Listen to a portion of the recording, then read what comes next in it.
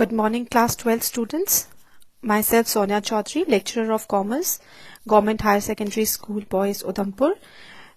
In the previous lecture, we have discussed about business studies, Unit 1 syllabus, where I have discussed with you the nature and significance of management, the introduction, concept of management, modern concept of management. Then we have discussed the concepts of management as a process, as a group, as a discipline, characteristics and features of management, objectives of management. Today I am going to discuss with you class 12 syllabus subject business studies. The new topic is importance of management. Importance means what is the significance. Significance मतलब कि उसकी क्या जरूरत, उसकी क्या importance है management की. आपको पता है management is very much required to run the business successfully. तो मैनेजमेंट हमारा इसलिए जरूरी है. सबसे पहला first point, proper utilisation of resources. Why management enables, why it is important for proper utilization of resources? Management enables the best use of various factors of production like land, labor, capital, machinery. It helps us to know how best the organization can use these resources for achieving common goals. Second, helps in achieving business objectives. As you know, जब हम एक साथ काम करेंगे तो हमारा business objective achieve होगा. Human material resources को हम एक साथ करेंगे तो रिसोर्सेज मोबिलाइज होंगी और अल्टीमेटली बिजनेस क्या करेगा, अपने गोल को, टारगेट को अचीव करेगा. इससे हमारा थर्ड पॉइंट आ जाता है importance, growth and development of business. जब हमारे टारगेट्स अचीव होंगे तो हमारा बिजनेस ग्रो और डेवलप करेगा. Next, better quality goods. As you know, good management helps in producing good quality of goods at minimum cost. So there is maximization of output and minimization of cost. Next is development of human talent. A good management gives proper emphasis on HRD. HRD is human resource development. अगर हम अच्छे से काम करेंगे तो हम human resource की skills को, technical qualities को अच्छे से use करते हैं. Next point, इससे risk कम होता है. Next, innovation. Innovation का मतलब वैसे भी मैंने आपको बताया था, management का मतलब होता है art of getting things done through others. अब डन थ्रू अदर्स में क्या होता है, बहुत अलग अलग क्वालिटीज के लोग काम करते हैं तो उनके टैलेंट को हम यूज करते हैं. Next point is increasing profits. You all know this. Next is employment opportunities. Management क्या करता है, अपॉर्चुनिटीज को इंक्रीज करता है. ट्रेड, कॉमर्स, डेवलपमेंट, ग्रोथ, इन सब में हमें ह्यूमन रिसोर्स चाहिए जिनको हम नौकरियां देंगे तो इससे क्या होगा, एम्प्लॉयमेंट अपॉर्चुनिटीज बढ़ती है. Next point is affective leadership. Management helps in developing affective leadership. इसका मतलब क्या होता है, जिसमें ज्यादा टैलेंट होता है, ज्यादा स्किल्स होती हैं, वो इंसान आगे आके फ्रीडम के साथ काम करता है और उस पॉलिसीज को इम्प्लीमेंट करता है. Next point is better coordination, controlling cost. जब हम दोनों चीजों को कोऑर्डिनेट और कंट्रोल करेंगे तो हमारी जो गलतियां हो रही हैं उसको हम कम करेंगे और उसको बेटर से बेटर वे में हम यूज करने में उसको इस तरीके से यूटिलाइज करेंगे ताकि रिसोर्सेस अच्छे से यूज हो और हमारी वेस्टेज जो है उसको हम अवॉइड कर सके ताकि हम अपनी प्रोडक्शन कॉस्ट को इंक्रीज करें और अपने गुड्स एंड क्वालिटीज की जो प्रोडक्शन है उसको बेटर वे में इन्हांस करें. Consumer satisfaction. तो मेन इंपॉर्टेंस जो है मैनेजमेंट की वो है कंज्यूमर्स को सेटिस्फाई करना, उनको खुश रखना. Social benefits. बिजनेस का मेन मोटिव जो है सिर्फ बिजनेस ऑर्गेनाइजेशन के लिए नहीं, it is for society as a whole. लोगों का स्टैंडर्ड ऑफ लिविंग, उनका हेल्थ इंडेक्स इंक्रीज करना, उनको अच्छी रिसोर्सेज प्रोवाइड करनी है, अच्छे गुड्स प्रोवाइड करने विद मिनिमम कॉस्ट. तो ये आ गया सोशल बेनिफिट्स. इसके साथ आपका इंपॉर्टेंस का टॉपिक खत्म होता है. नेक्स्ट टॉपिक है nature of management. Management as a science, as a art, as a profession. इसका क्या मतलब होता है कि बहुत से ऑथर्स जो है वो मैनेजमेंट को क्या करते हैं, एज अ सर्विस कंसिडर करते हैं और वो ये कहते हैं कि वो एक आर्ट भी है, साइंस भी है, और कोई कहता है ये दोनों का कॉम्बो है. तो सबसे पहले मैं आपके साथ डिस्कस करती हूँ management as a art. Art का मतलब क्या होता है, एक कला, एक नॉलेज, एक एप्लीकेशन जिसमें हम किसी काम को अकम्प्लिश करते हैं. तो आर्ट में क्या होता है, एक सिस्टमैटिक बॉडी ऑफ नॉलेज रहती है. सिस्टमैटिक बॉडी ऑफ नॉलेज का मतलब होता है कि ऑर्गेनाइज्ड मटीरियल होता है जिसको हम यूज करते हैं और उसको यूज हम इस तरह से करते हैं ताकि हम नॉलेज को एक्वायर कर सकें. Personalised application of knowledge. Personalised मतलब पर्सन्स. नॉलेज किसके पास होगी, कोई इनटैंजिबल थिंग के पास तो नॉलेज होगी नहीं. फॉर एग्जाम्पल डॉक्टर्स हैं, डॉक्टर्स के पास उनकी क्वालिटीज हैं, उनकी स्किल्स हैं, तभी तो वो पेशेंट्स को ठीक कर सकते हैं. तो ये एक स्किल, एक कला है जो इंसान के बीच में होती है और उस चीज को हम यूज करके अपने बिजनेस को, अपने मैनेजमेंट को एज अ आर्ट कंसिडर करते हैं. और third is based on practice and creativity. आपको पता है जो आर्ट है वो क्रिएशन और इनोवेशन पे बेस्ड है. तो इस बेसिस पे हम कह सकते हैं management it is the art of getting things done through others, and this topic is very very important for short answers. Next is management as a science. अब साइंस जो है वो आपको पता है सिस्टमैटिक बॉडी ऑफ नॉलेज है जो universally applicable होती है. इसके जो फीचर्स हैं वो आ गया systematic body of knowledge, continuous observations.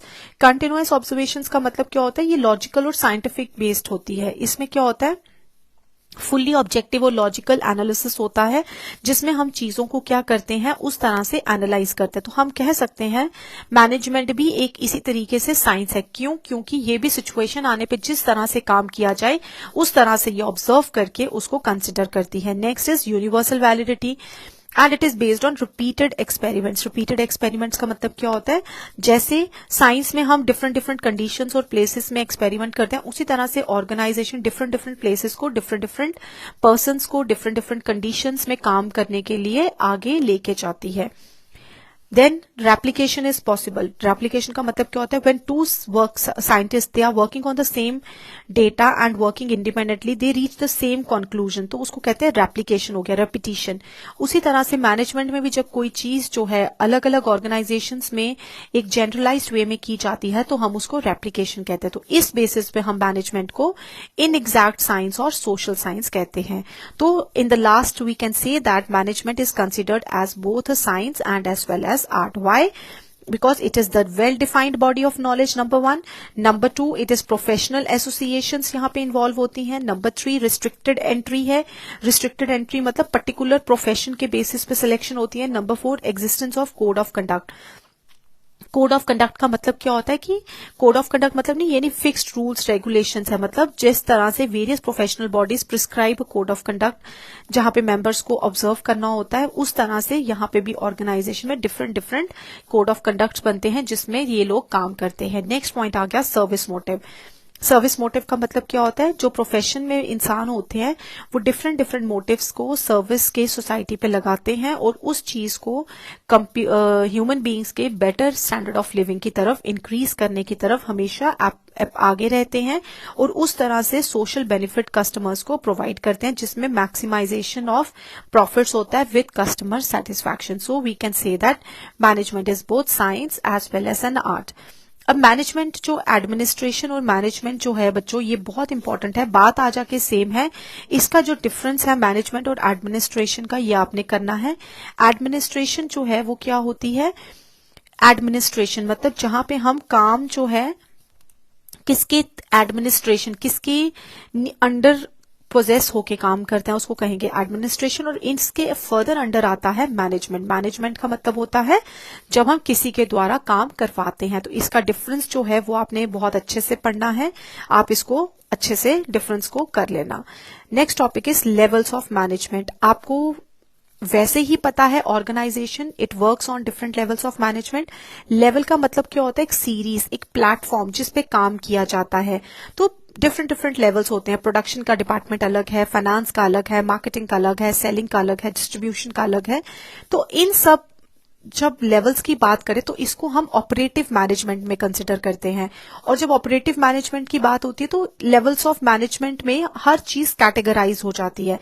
अब ये जो कैटेगराइजेशन होती है डिफरेंट डिफरेंट लेवल्स पे काम करने का तरीका असाइन करता है. तो हमारे 3 लेवल्स हैं, top level, middle level, lower level, और इसको हम ऑपरेटिंग लेवल भी कहते हैं.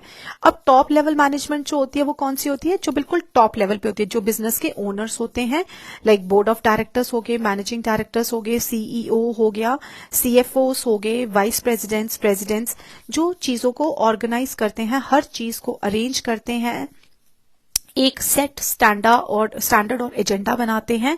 और उनके मेन फंक्शंस होते हैं ऑब्जेक्टिव को डिटरमाइन करना, पॉलिसीज बनाना, मिडिल लेवल को काम देना, उन सब को कोऑर्डिनेट करना, रिसोर्सेज को इकट्ठा करना, और लोगों का वेलफेयर और बिजनेस का डेवलपमेंट को देखना, और ओवरऑल लीडरशिप. ये आ गया टॉप लेवल मैनेजमेंट.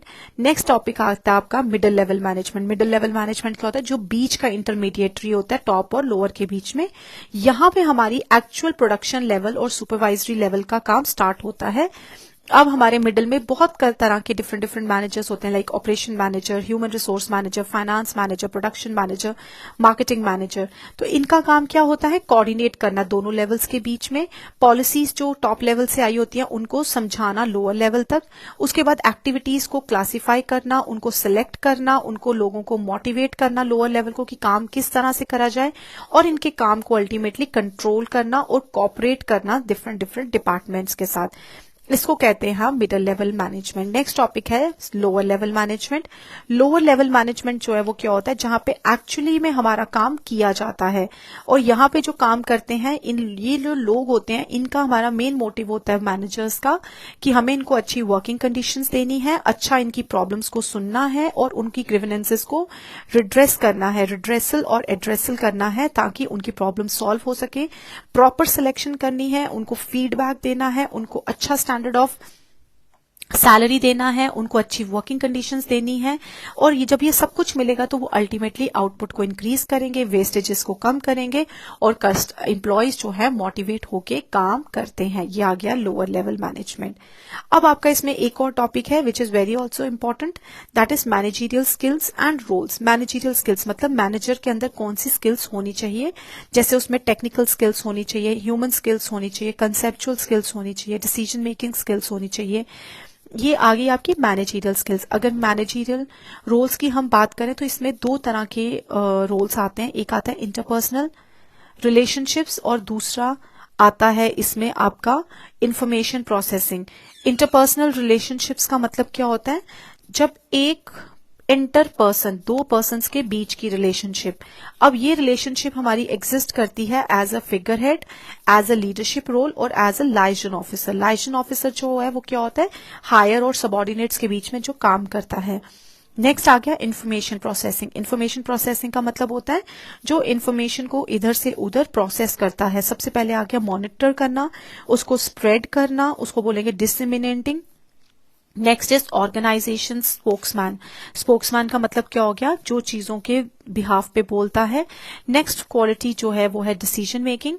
अब decision making as a entrepreneur भी हम कर सकते हैं, एज अ रिसोर्स एलोकेटर भी कर सकते हैं, कॉन्फ्लिक्ट हैंडलर और नेगोशिएटर।